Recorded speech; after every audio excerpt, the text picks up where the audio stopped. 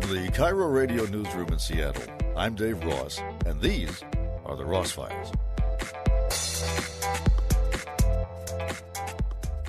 Julie Blacklow worked as a reporter for King 5 and KIRO 7 here in Seattle, and full disclosure, you and I were in the same building together at one point, right? Yes. And now you've decided, for some weird reason, to write your autobiography, and you've been way too frank. I mean, usually I'm used to, national celebrities laying it all out because, they're insulated by phalanxes of PR people. But here you are pretty much out on your own, talking about your hysterectomy, being seduced by a man you were doing a story on. This is pretty wild stuff in here. So let's begin at the end. At the age of 60, which I now come to realize is really young. Yes. You decided just to ditch journalism and start taking care of horses. Why? Yes. Great question. It came to me. I wasn't looking to do that, even though I'd loved horses since I was a baby. But television news was done with me. And I went out to visit Pepper Schwartz's horse ranch in Snoqualmie. Mm-hmm. We were old friends. Pepper Schwartz, the famous therapist. The famous therapist. Who I've talked to many times. Yes. And on that day, after September 11th, when we're all in a state of shock, she brought a foal to me. And I bought that horse that day. And when I bought this little 6-month-old baby, I had a sense that my life was changing and that it had come to me for a reason. And so within a year, I'm raising a horse and ended up managing Pepper's horse ranch because she got divorced. I know life is serendipitous and unpredictable. You describe this in the book as almost metaphysical, like there was a message coming to you from the cosmos, which just strikes me unusual for a hard-bitten reporter who describes herself as, let's see, a badass. Yes. And, titled her book Fearless. Yes. So is that something did that surprise you, or are you always in touch with the forces of the universe? Well, I respect them. Yeah. And I felt that I was being led into a place I needed to be, to come from a very chaotic, confusing, sometimes dangerous, and always challenging world into nature. I was thrust into a completely different realm. And so for me, I think it's what I needed.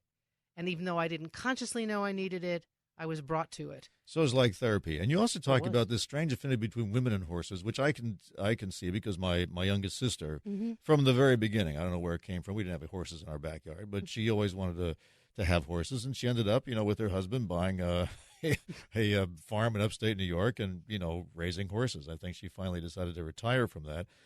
But does the horse talk to you? Yes. The horse talks to you. The horses talk to all the women and very few men, even though we have very few men at the ranch who own horses. It's mostly a woman's thing. And what do they say? Well, it's a language without words. Horses give women, as I've observed it for almost 20 years now, a sense of happiness that they are not getting in other aspects of their lives.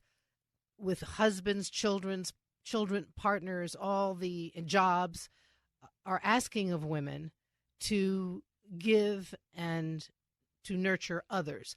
The horse is asking nothing and gives an almost metaphysical kind of happiness and calm to women. And they are able to absorb our feelings and nurture us in another language, in another way of communicating. Most of us women who come to horses later in life had horses in their lives as children. Mm-hmm. And so it's triggering an old memory and feeling. Well, in your case, was a pony ride or something? Yes, I was 18 months old. There's a picture of that in the book. And I knew when I looked back at the picture that something was happening there that stayed with me all of my life and is still very much present today. It's a scent, it's a feeling, it's a connection that women have with horses, and it's difficult to explain, but it's very, very powerful. So you spent a career pushing the boundaries, and in the beginning being one of the few women in broadcasting, well, anywhere, including in this. Although I say I was sort of ahead of the pack, I think, in terms of getting women on the air, right? Very much so, but it was still slow here. So in 1972, when I got my job at KIRO-TV, there were 2 other women in a room of over 100 men, and it took some time to increase the number of women there.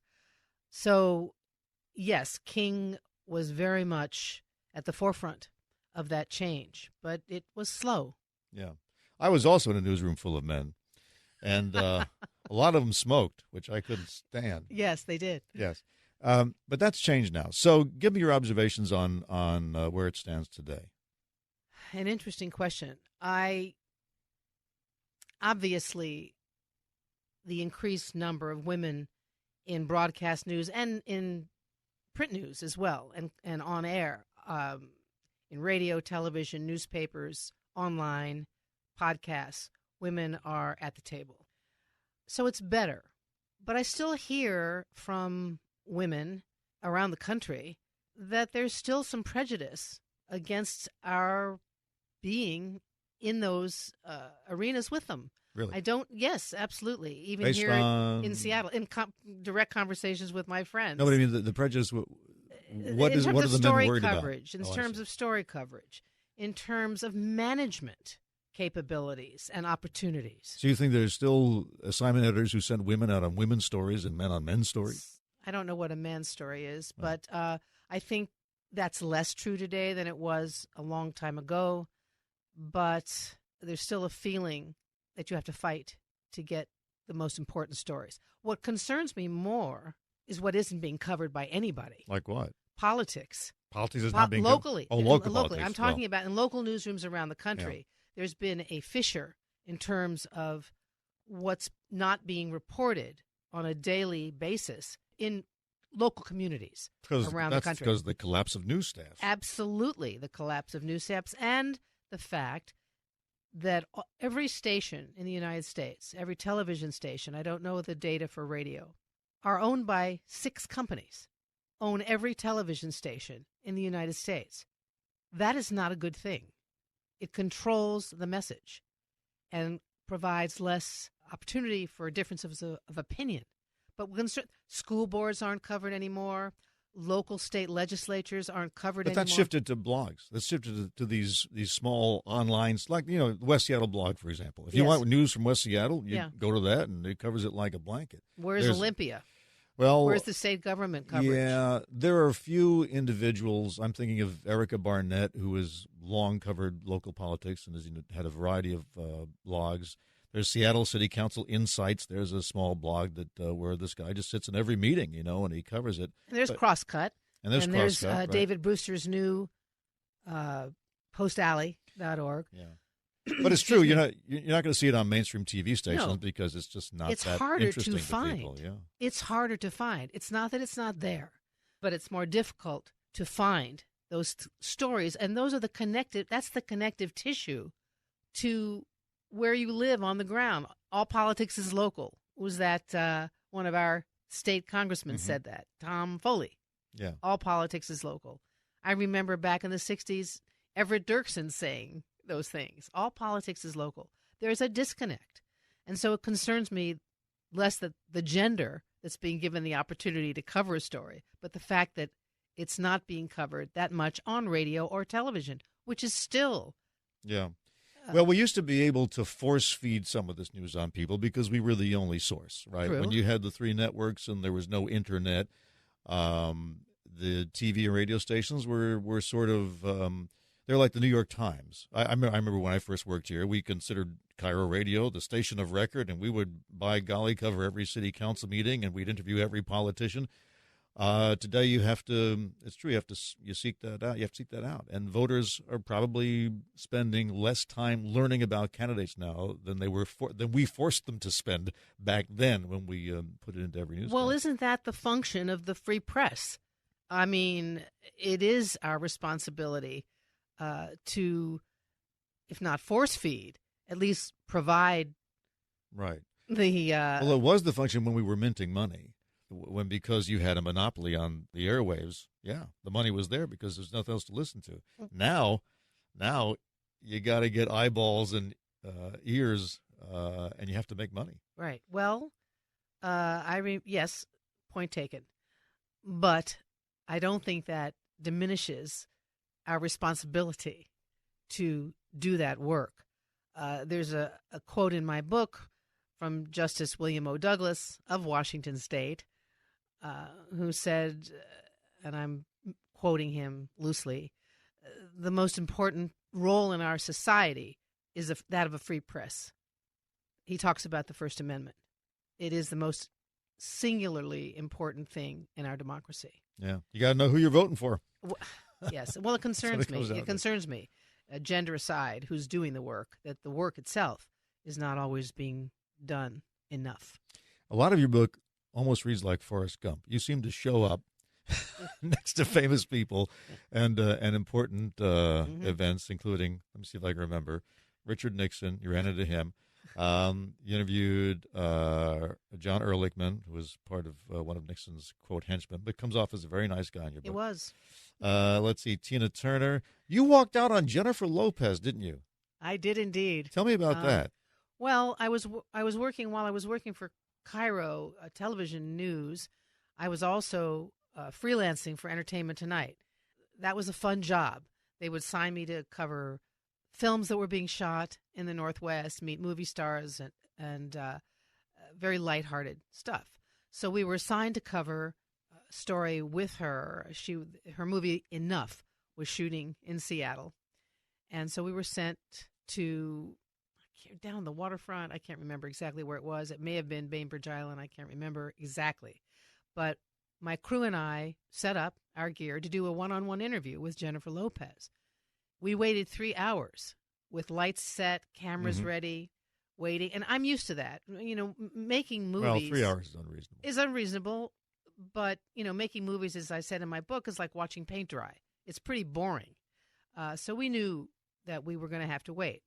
At the end of 3 hours, she walks over, escorted by her corporation of handlers. And she's sullen and moody and very glum. Now, Entertainment Tonight, there is no nicer, less hostile media anywhere. So she sits down. She kind of drops in her chair. Like, I don't want to be here. Can we get this over with? That's the mood she's exuding. So I introduce myself. We shake hands. She's like, can we get this over with? So I turned around to my crew and I said, pack it up. We're leaving. This is ridiculous. We're not here to do an investigative story. We're not putting anyone in the hot seat. We have no agenda other than to publicize you and your movie. Is that what you told her? Yeah. And what did she say? Well, she was startled, and she didn't change her mood. Yeah. And I turned around to my crew, and I just said to Kevin, pack up the gear. We're leaving. Now, normally, I'd never done that ever for Entertainment Tonight. I had known these producers down in Los Angeles and done many, many stories for them. So I left without their permission. And we walked out. In hindsight, it was me having an ego trip and being sullen myself. But, excuse me, the Entertainment Tonight producers completely supported me. Did they really? Yeah.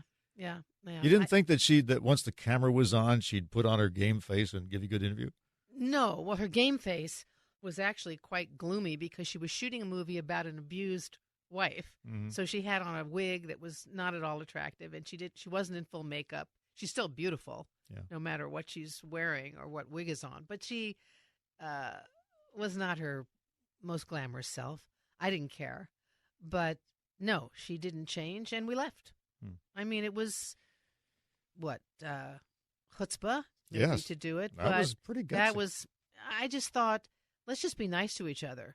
You know, we're not here to harm you. Unlike some of my past encounters with politicians or people who didn't want me there or police officers who didn't want to see me coming, this was completely benign. We left. On the other hand, you were completely blown away by Oprah Winfrey. Oh, yes. Well, So- she was not. She was happy to see us, and But more than that, she exudes something. yes, is she what did. you're telling me. As did the Dalai Lama. Though there's two people in my life who Oprah and the Dalai Lama are in the same category for you? absolutely. Well, in the sense that there's a palpable, tangible aura that comes to you and embraces you before you make physical contact. It pours out of them. I talked to her when she was on the original tour to promote the new show that she was just starting. Mm-hmm. And she was impressive. I mean, she obviously knew what she was doing, Mm-hmm. but I cannot say I felt a mysterious force in the room. I did. No, not mysterious. Just kindness. Yeah. It wasn't complicated at all. It was just goodness and happiness, and I felt it. And she was embracing, and she was outgoing, and she extended her arms to us. And so I felt a kindness coming out of her. And that was a similar kindness I felt coming from the Dalai Lama. And I was there in a horde of people with the Dalai Lama, so it was just one of many. But I did have a brief moment with him. With Oprah, she was glorious. She was, and it was helped by the hundreds of women surrounding her who were just thrilled to be in her presence. And I was too. You know, I'm not there to do an investigative piece. I'm not a hardcore journalist at that point. And these women were not just dazzled by her fame. This was something beyond. I think that. it's beyond that. Yeah. She is famous and important. She is famous with some gravitas behind her. She has helped people. She is intelligent. She's educated. She is a mogul. She is successful. But she is there to help people. That's her motivation. And so that's why they're excited to be here. Yes, she's famous, probably one of the most famous women in the world, still to this day. But she was kind, and she was giving, and she was happy to be surrounded by the love of other people. So if she were to jump into the presidential race now, she'd take it away in a landslide. I think, I don't know about that. I certainly see where Michael Moore wants Michelle Obama to run and feels that she could take it away in a walk. I don't see Oprah in politics. I think she has more power, perhaps, where she currently is, but she's powerful behind the scenes in terms of political support. I wish Michelle would think about it, though. On the other hand, there's also Chuck Berry. So go ahead and just tell me the unexpurgated version of that story, and if we need to, we'll just censor it later. Oh, well, okay. I'll try to be delicate, unlike he was. I went to cover a rock and roll reunion show at the Tacoma Dome. Chuck Berry was the headliner with some glorious 60s rock and roll stars, and I had a huge crew of 5 camera people, technicians, audio people. So we went into a back room to figure out how we were going to cover this with 18,000 people pouring into the Tacoma Dome. So we're in a back room, and Chuck Berry saw us and tore into the room, furious that we were there. I guess the promoter had not told him that we were there with permission to shoot this show and create a little mini documentary. So he had just come off a tour from Europe where a lot of his concerts were taped illegally and sold without permission, and he got no money at all from those sales. He's furious. Yeah. So he comes in with an attitude, and he walks over to my crew and to me. We're gathered around a big oblong table, and he said, who the hell are you? And what are you all doing here? And if I see any of you out there when I'm on stage, I'm leaving. So this was problematical. I have $1 million worth of television equipment with me and crew. And so I tried to placate him. I tried to humor him, all of which failed. Every effort I made, oh, I love you. You're fantastic. You're a rock and roll, king of rock and roll. He wasn't having any of it. But I was begging, and he must have been amused at some point because my crew would later tell me they saw him crack a smile watching my antics. Mm-hmm. So once he began to soften, he walked over to me in front of 15 people, reached into the pocket of his corduroy red suit, and pulled out a wad of $100 bills, a big wad of money. And he starts peeling off one after the other, has an enormous amount of cash in his hands, leans over, offers it to me, and says, and I'll try to be delicate here, hey, Mama, these are yours if you'll give me a little oral sex before I go on stage. Well, I'm glad you used the clinical term. I've tried to because I don't know, how you might accept the actual term, but he said the actual term. And so I thought about this. I had never encountered an offer like this before, nor had I ever accepted anything from anybody, even a cup of coffee in my entire television news career. But I thought, well, this is Chuck Berry. Mm-hmm. It's something to think about. And I really? There's been $5,000 there. So I thought, well, that's tax-free income. And was this going to be on camera or off camera? This was going to be off camera. I see. This was not going to be taped by my crew. Okay. And they witnessed it. And they witnessed this. Okay. They're standing around. I have witnesses to this day who remember it. And, of course, it's a story that was told at many parties. So I declined his offer. I thanked him for the offer. I was flattered. It was Chuck Very Berry. generous thing to do. I mean, he's Chuck Berry, the king of rock and roll. And he left, and he said, well, then you can't shoot my part of the show. So I felt a little bad about that, but one of my camera people was clever and disappeared back into the crowd during the show. And the other crew, we just turned off our cameras and didn't shoot anymore. And one of them got about a minute's worth of Johnny Be Good, which sounded terrible. I mean, the great irony was that he was off key and he was frustrated with his band. And we ended up having to probably overdub, not what he performed that night, but what we found in the archives. So it's a crazy story. It's true.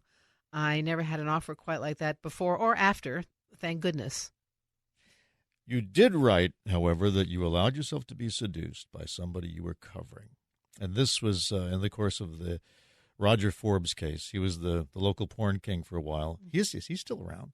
He's around. He's not here in the Seattle area. I'm sure he has a condo somewhere in town, but he lives in Hawaii. He is a national. He still has businesses nationwide. So I did talk to him briefly about a year ago. I finally reached him. He didn't want any part of being involved or letting me interview him about the controversy surrounding him back in the 80s.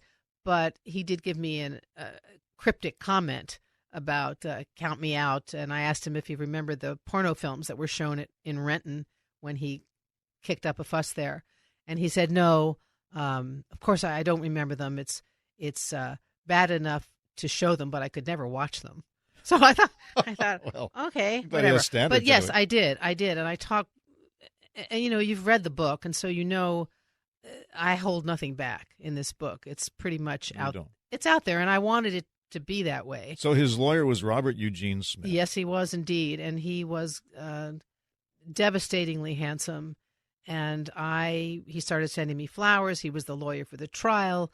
I crossed every journalistic boundary that you could imagine.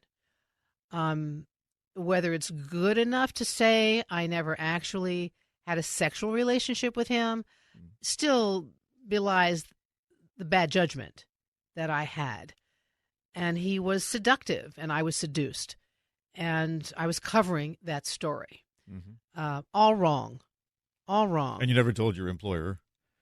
No, but it was pretty obvious because he was sending me a dozen roses every day to the King newsroom. I mean, it was pretty obvious that he was coming after me. It didn't change, and this is no excuse, it did not change how I covered that story. Is that why he was doing it, in hopes that it would? I don't think so, no. No, I don't. Just a genuine attraction. Just a genuine attraction. He was not married. My marriage was failing. We were attracted to each other, and it was wrong to allow that to happen. However, it afforded me an opportunity to be shown the porn industry in California because Robert Smith represented every porn producer in San Fernando Valley. He took me on some incredible adventures. Like what? Into the porn houses where they were reproducing thousands of videotapes. That's how it was done. He'd take you to the studios? He took me to the studios. He took me to the reproducing. To the parties? Yes, I did go actually to a sailing party in the Channel Islands, where one of the country's biggest porn producers owned a huge yacht. I've never seen anything quite like that. And on board were all the porn stars. So here I am, a reporter from Seattle, meeting a lot of the stars of these films, a couple of whom I recognized. All truth. I'm not hiding anything. But they were very low key, and they were very, very nice and normal people. Normal people, just folks. Normal people, normal people starring in these movies, and I'm sure very many millions of normal people watching them. So I got some insight into the industry. It was fun. It was a little bit dangerous, and it was interesting. Did you feel you had to just take a shower after these trips? Or? Not at all. No? Not at all. But I did take a shower in Robert's mansion in Encino. Did you? Which, not with him, quite alone. I see. Yeah. No, there was nothing. It's really quite a conundrum. It's considered by some, did you ask the question, did you need to take a shower? Why would you ask that question? Because you have an idea that there's something dirty about it. These were very, very educated, polished, high-class people. It was a revelation. I had the same biases, but it was not that way. And so as a journalist, I learned something. You referenced, the Forrest Gump, some of the other people I met. And yes, it's been a journey from the very dark side to the very light side of life. Yeah. When your son announced that he was gay, I think it's easier today. What year was that? 1998. He had just gone off to Columbia University in New York, so he leaves with a secret that I don't know about. Yeah. So he knew he was gay when he was 16. So we were together, still living together, for 2 years before he went off to school, and didn't tell his family until he came back Christmas vacation from Columbia. So, yes. And you had to, I think as you put it, re-edit your the film in your head about your life's trajectory. That's right. Yeah. Don't we do that as parents? And, we say, well, this is how we think our child's life is going to go a certain way. And then myriad circumstances can change that perception. And the movie in your head that's going, this is the edit. They're going to go to college. They're going to get married. They're going to get a job. They're going to have children. All the things that the presumptiveness of life that we all share, because it's a common reality for most of us. And then life has a way of interrupting your movie. And that's what happened to me and to millions of other parents for different reasons.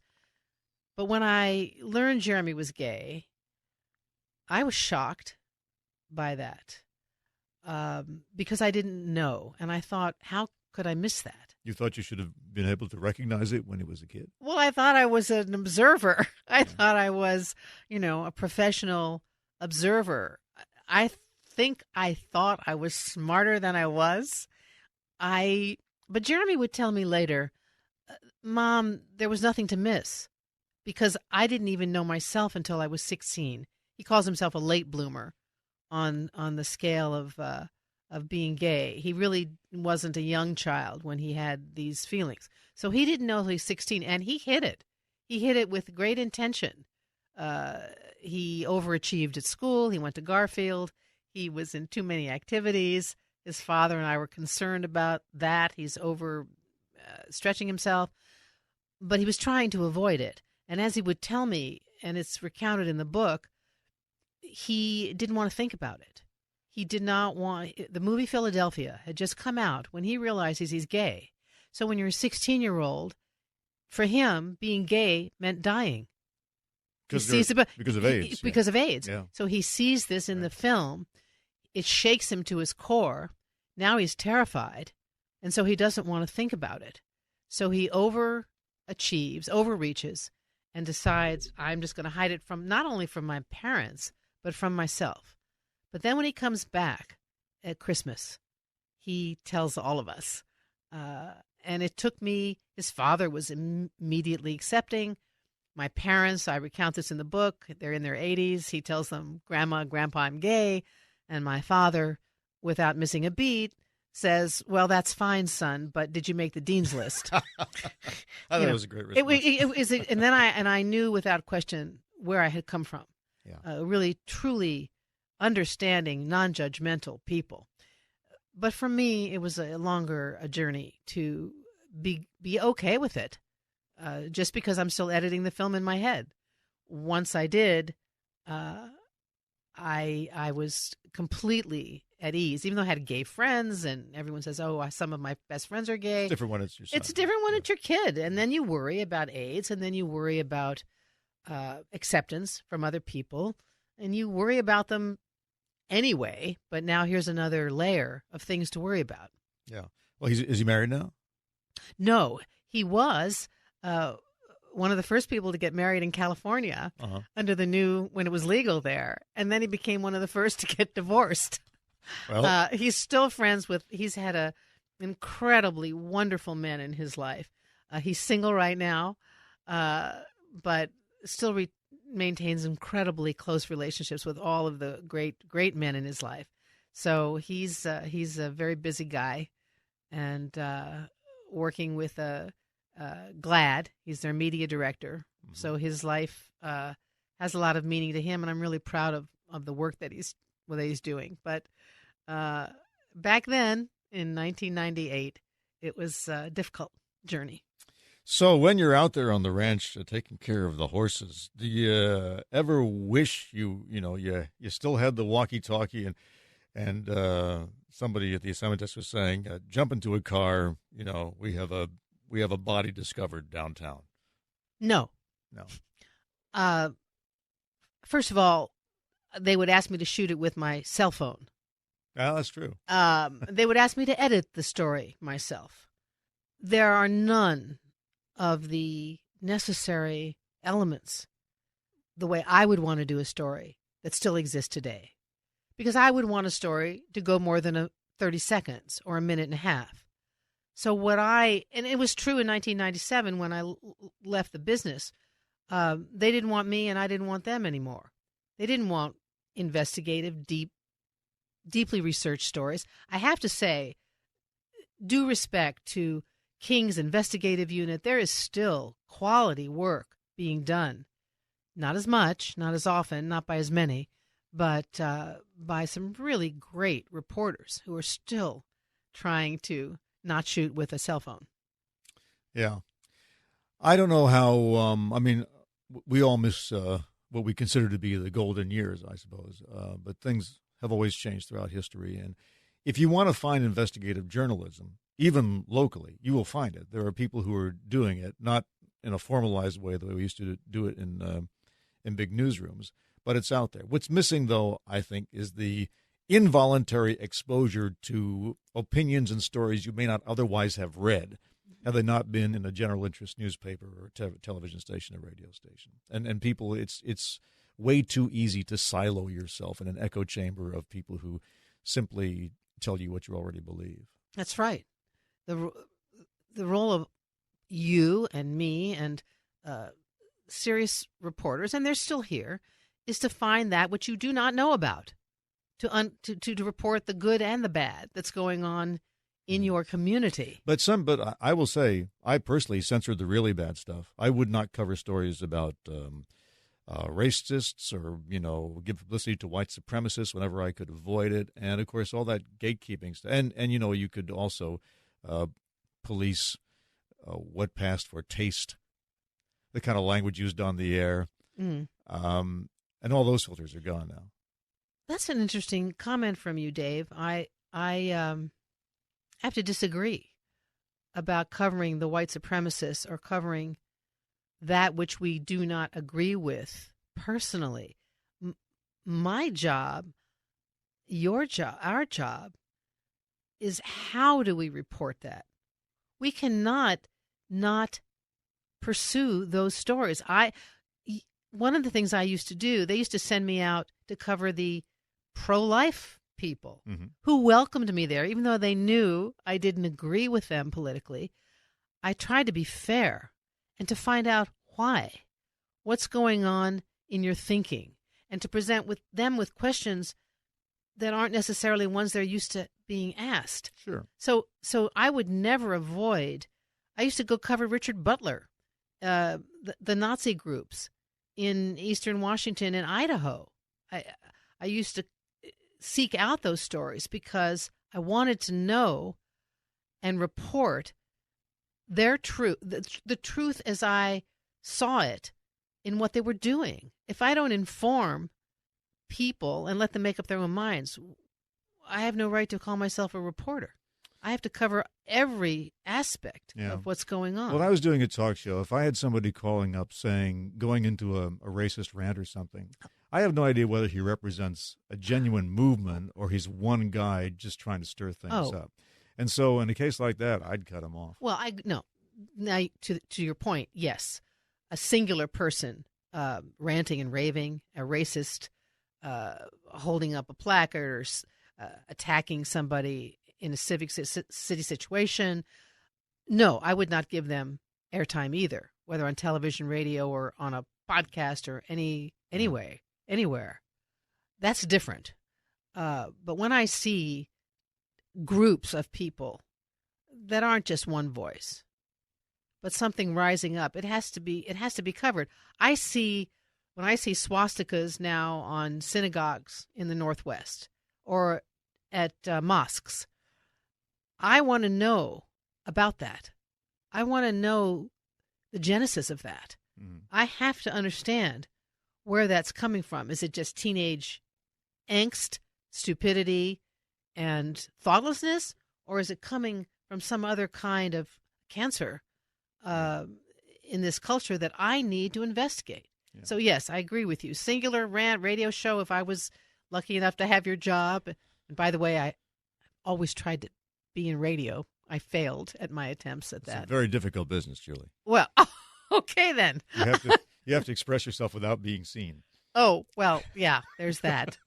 But no, it's our job to do it. But, they don't want what I did. And that said, I want to give a shout out to Susanna Frame at King and Chris Ingalls and the investigative teams at KIRO 2 and also at Como. Is a little more problematical right now because it's owned by Sinclair, which seems people are saying is infused with political agenda underlying it. This concerns me. Well, a lot of media do.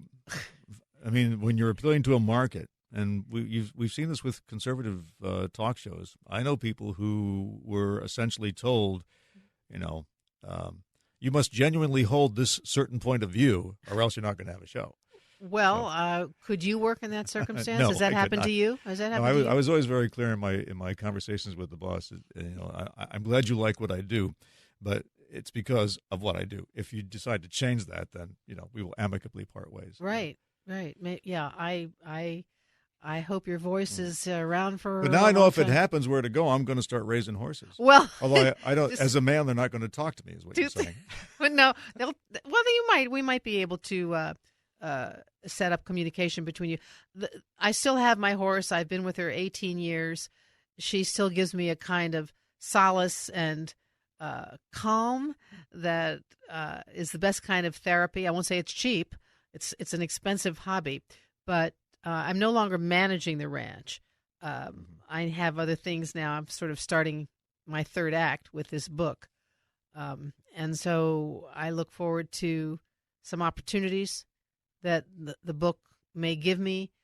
When I started writing it, I was writing it to get these stories out of my head, which have been circling and clogging up my brain for many, many, many I've heard years. authors say that. It's true. I just had to get it out. Yes. But the other thing that happened as I was finishing it, I began to see that the journeys that I had been on, which were crazy, you've read the book. It's pretty out there, that I had lived a life where I had to be brave sometimes and fight back sometimes and stand up sometimes and sort of navigate certain circumstances I didn't ask for.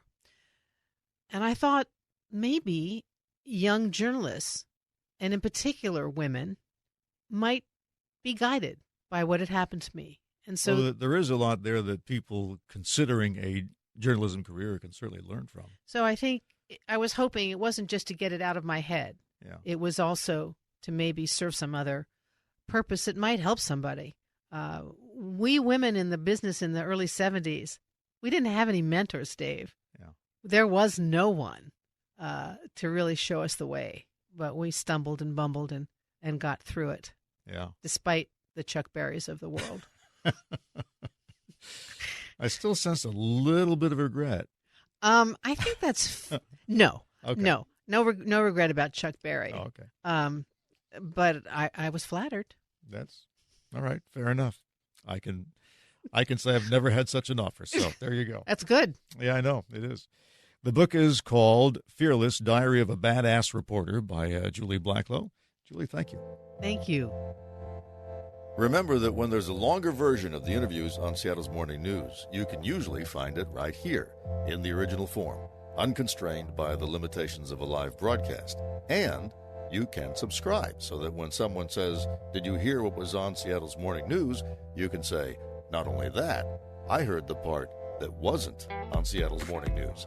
So my advice is to subscribe. And then when we talk to an author, a politician, an entrepreneur, an artist, a scientist, a teacher, a journalist, a celebrity, you'll hear every word. I'm Dave Ross. Thanks for tuning in.